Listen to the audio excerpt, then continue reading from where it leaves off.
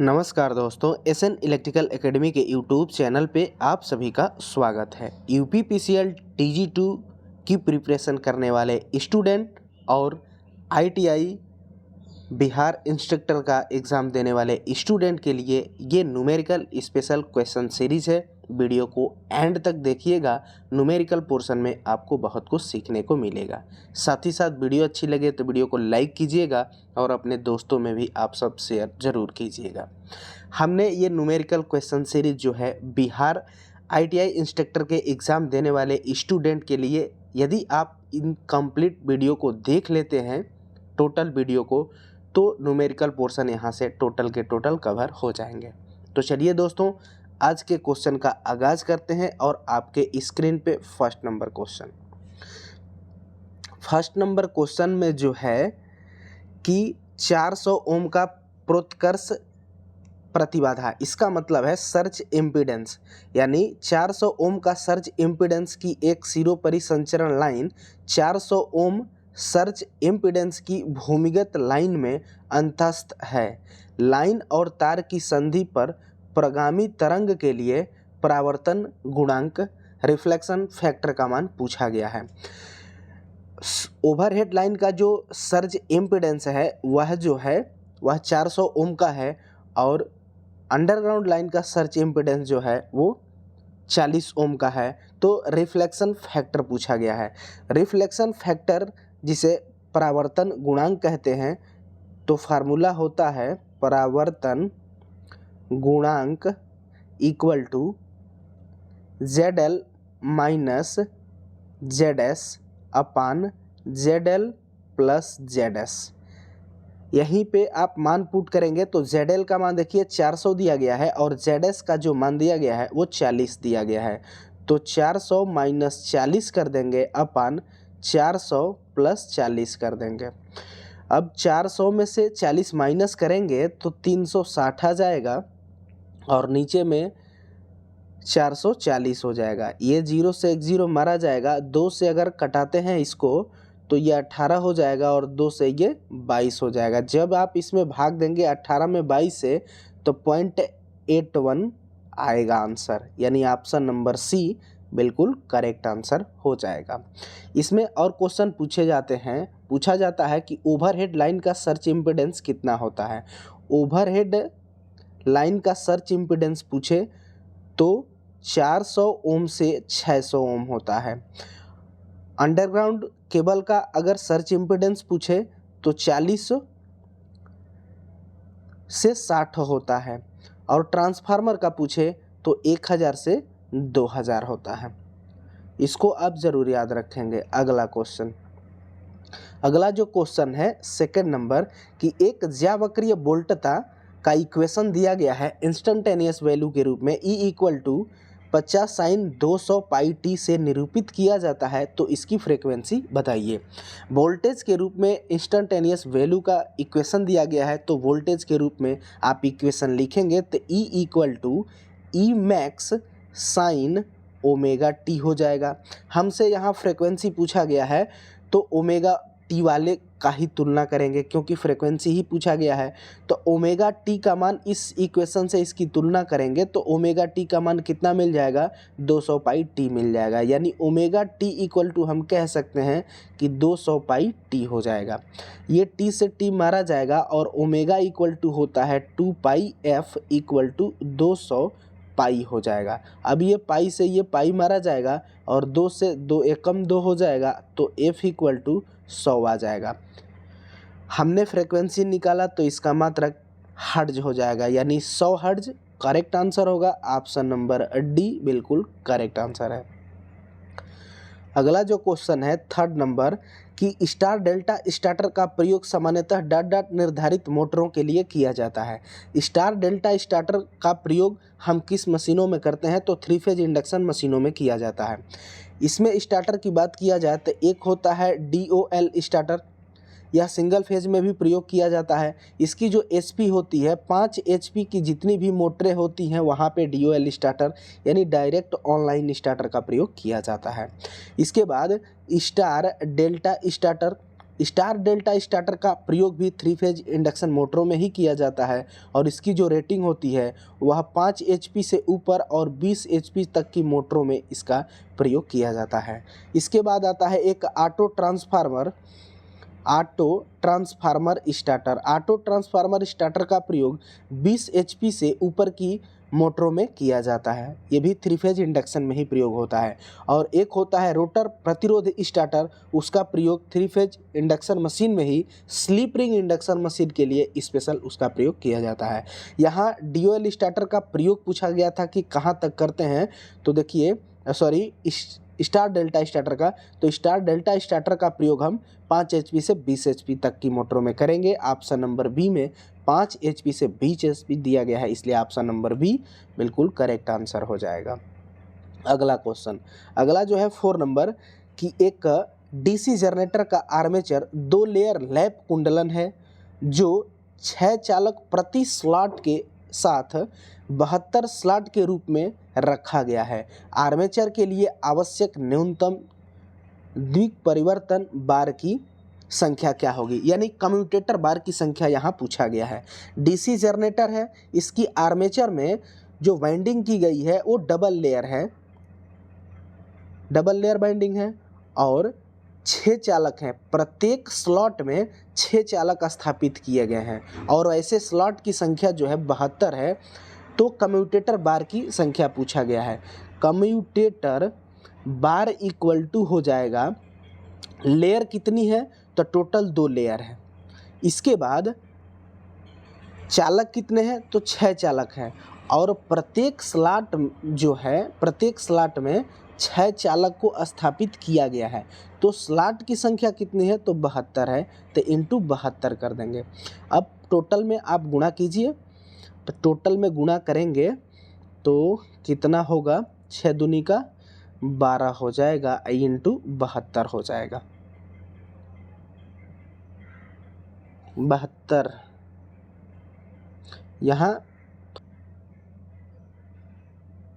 यहाँ पे कम्यूटेटर बार पूछा गया है, थोड़ा सा गलती हो गया है। कम्यूटेटर फिर से एक बार इसको सॉल्व करते हैं। कम्यूटेटर बार पूछा है, तो देखिए कम्यूटेटर की संख्या, कम्यूटेटर के द्विपरिवर्तक की संख्या। अब इसकी संख्या निकालते हैं, तो इसमें आर्मेचर में जो वाइंडिंग की गई है डबल लेयर वाइंडिंग की गई है और 6 चालक प्रत्येक स्लॉट में रखे गए हैं, मतलब एक स्लॉट में कंडक्टर जो रखा गया है वो 6 रखे गए हैं। ऐसे 72 स्लॉट हैं, तो 72 स्लॉट हैं और प्रत्येक स्लॉट में कितने चालक हैं, तो 6 चालक हैं। तो ये टोटल हो गए, अपन बाइंडिंग कितनी है, डबल लेयर बाइंडिंग है, तो अपन 2 हो जाएगा, 2 तिहाई 6 हो जाएगा, 3 दूनी का 6 और 7 का 21, 216 कम्यूटेटर बार हो जाएगा, यानी ऑप्शन नंबर डी बिल्कुल करेक्ट आंसर हो जाएगा। अगला क्वेश्चन, अगला जो क्वेश्चन है 5 नंबर कि 0.5 मीटर लंबा एक चालक 20 मीटर प्रति सेकंड के वेग से 2 टेस्ला घनत्व के साथ चुंबकीय क्षेत्र में संचालित है। गति की दिशा क्षेत्र के लंबवत है होने पर चालक में प्रेषित वोल्टता का मान क्या होगा। एक कंडक्टर है, उसकी जो लंबाई दिया गया है वो 0.5 मीटर लंबा है और वो कंडक्टर जो है वो रोटेट कर रहा है चुंबकीय क्षेत्र में, वो 20 मीटर प्रति सेकंड के वेग से रोटेट कर रहा है और उसकी फ्लक्स डेंसिटी जो है वह 2 टेस्ला दिया गया है और कंडक्टर और फ्लक्स के बीच का जो एंगल थीटा है वो 90 डिग्री, लंबवत कहने का मतलब है कि एंगल जो है 90 डिग्री का है। तो वोल्टेज क्या होगा, V इक्वल टू होता है I, चूँकि I में नहीं है तो BLV साइन थीटा कर देंगे। अब यहाँ से B फ्लक्स डेंसिटी है, तो यहाँ देखिए 2 टेस्ला है तो 2 हो जाएगा।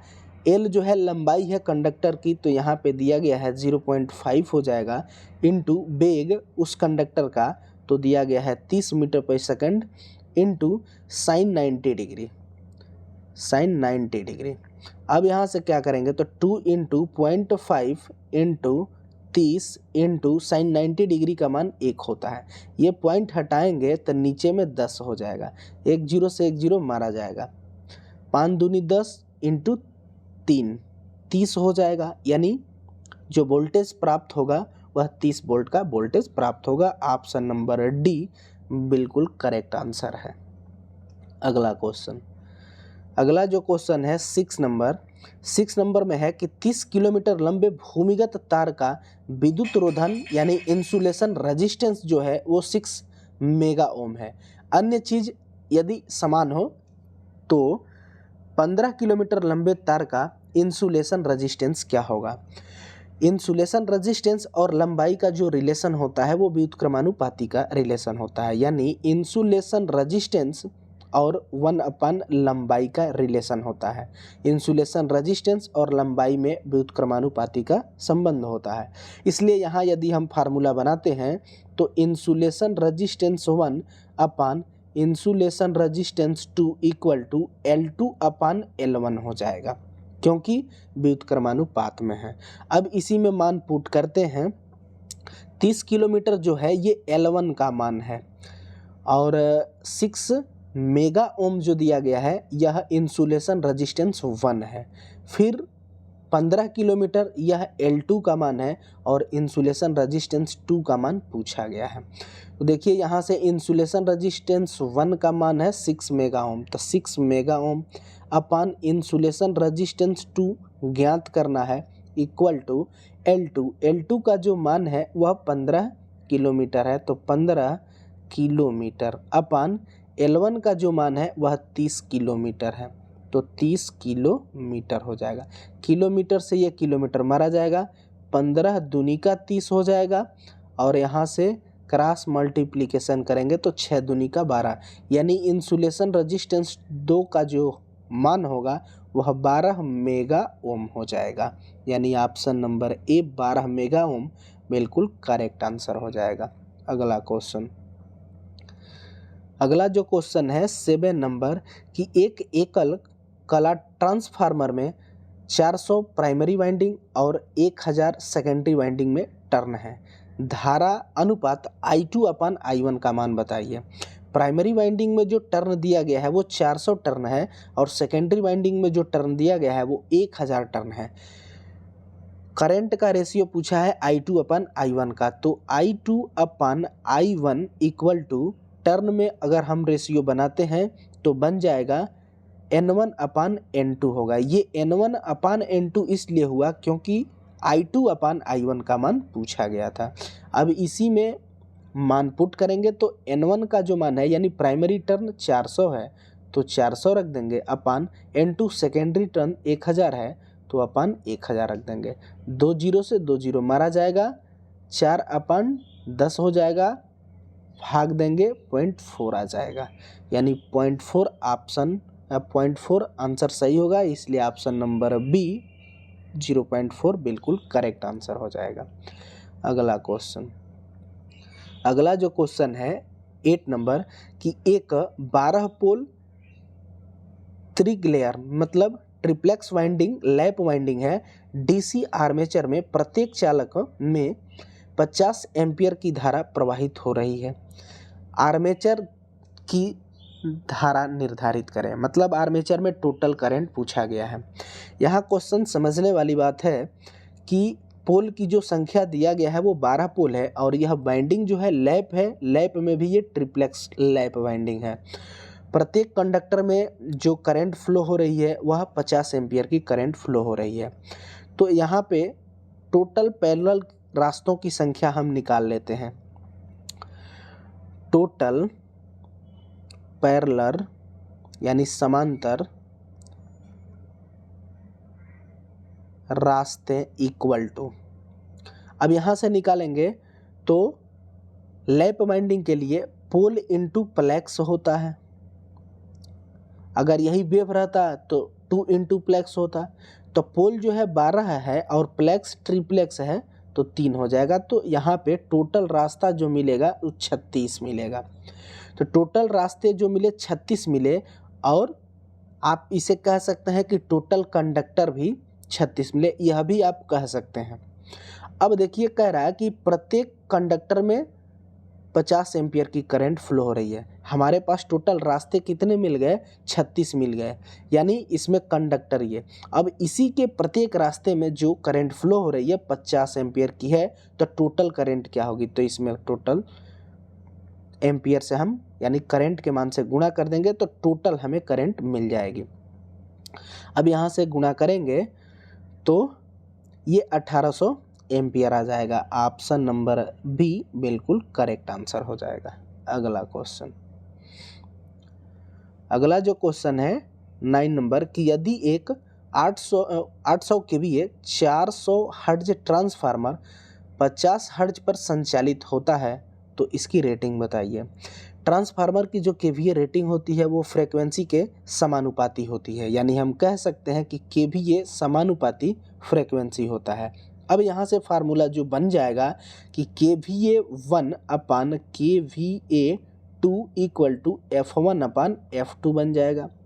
अब यहाँ से KVA1 का मान देखिए 800 KVA दिया गया है और फ्रीक्वेंसी F1 का मान जो दिया गया है वो 400 हर्ट्ज दिया गया है। फ्रीक्वेंसी F2 50 हर्ट्ज है और KVA2 का मान पूछा गया है। तो KVA इसी फार्मूले में हम मान को रखेंगे तो KVA1 800 KVA अपान KVA2 हमें ज्ञात करना है इक्वल टू F1 का मान जो है वो 400 हर्ट्ज है अपान F2 का जो मान है वो 50 हर्ट्ज है। अब यहाँ से देखिए 0 से ये 0 मारा जाएगा, 5 8 40 हो जाएगा, 8 से ये एक बार में कट जाएगा, यहाँ 100 हो जाएगा, यानी KVA2 का जो मान हुआ वह 100 KVA हो जाएगा, यानी ऑप्शन नंबर ए 100 KVA बिल्कुल करेक्ट आंसर हो जाएगा। अगला क्वेश्चन, अगला जो क्वेश्चन है 10 नंबर, इसमें है कि 50 KVA लंबी भूमिगत तार की प्रोत्कर्ष प्रतिबाधा यानी सर्ज इम्पीडेंस 50 ओम है।